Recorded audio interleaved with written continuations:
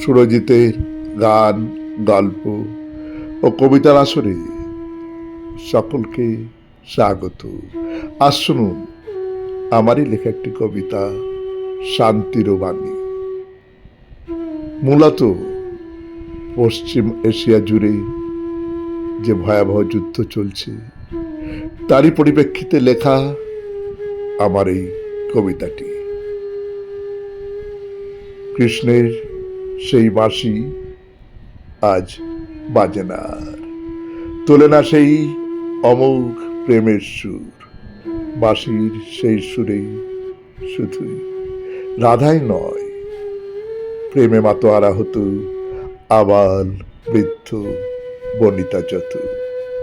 শুনেছি কৃষ্ণ সখা রায় কৃষ্ণের বৃন্দাবন ছাড়বার প্রাককালে নিয়ে নিয়েছিলেন সেই বাঁশিটি। সেই থেকে প্রেমের সুর বাজে না আর। তারপর থেকে দেখেছি প্রেম নয়, একের পর এক যুদ্ধ ওই মহাভারতে। সেই যুদ্ধ আজও চলছে এই বিশ্বে। মানুষ ভুলে গেছে প্রেম ভালোবাসা। মানুষ আর প্রেমের বাণী নয়, পছন্দ করে বিরহ ও ধ্বংসের বাণী। যে বাঁশি ছিল, যার সুর মানুষকে প্রেমে মোহিত করতে পারত, রচিত হতো এক প্রেমময় জগৎ। না, আজ আর তা হবার নয়। তাই তো মানুষ প্রেমের বদলে বেছে নিয়েছে হানাহানি, যুদ্ধ আর ধ্বংস। তারই প্রতিধ্বনি শুনি আজ পশ্চিম এশিয়া জুড়ে।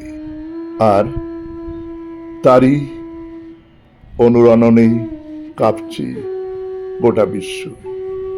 একদিকে যখন পশ্চিম এশিয়া জুড়ে জমছে মৃতের পাহাড়, তেমনি গোটা বিশ্বে তৈরি হচ্ছে তীব্র হাহাকার।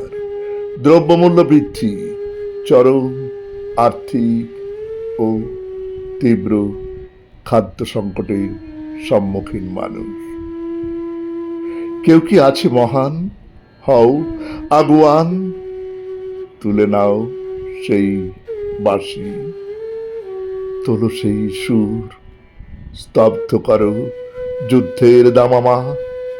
প্রেম রসধারায় বিশ্ব আবার হোক শান্ত, প্রেমময় আবারও রচিত হোক বিশ্ব ভ্রাতৃত্ববোধ নামক শান্তির বাড়ি। নমস্কার। শুনলেন স্বরচিত কবিতা শান্তির বাণী, কলমে ও কণ্ঠে সুরজিৎ দাস, বাঁশিতে ধ্রুব ভর, সম্পাদনায় সুরজিৎ দাস।